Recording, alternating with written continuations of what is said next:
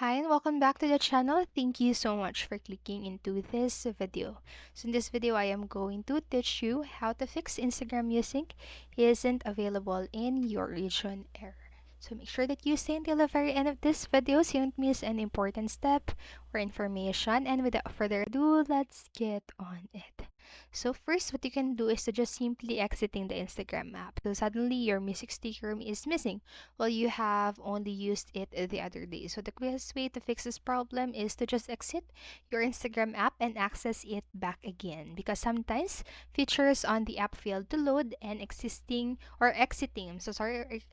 is a quick way to reload everything successfully. So this depends on the device you are using, but closing the app can normally just be done by hovering and swiping the app upwards to remove it from your opened pages. And after this, simply click onto the app again and access the feature, and it is highly likely that Instagram Music is back right there. And then if this way didn't fix the problem, what you can do is try uninstalling and reinstalling the Instagram app. So there are instances when exiting the app does not help, and this requires a more complicated but still simple way to troubleshoot by uninstalling and reinstalling the app. So delete the Instagram app from your phone, and after successful deletion, click on your Google Play Store and or App Store depending on which device you are using.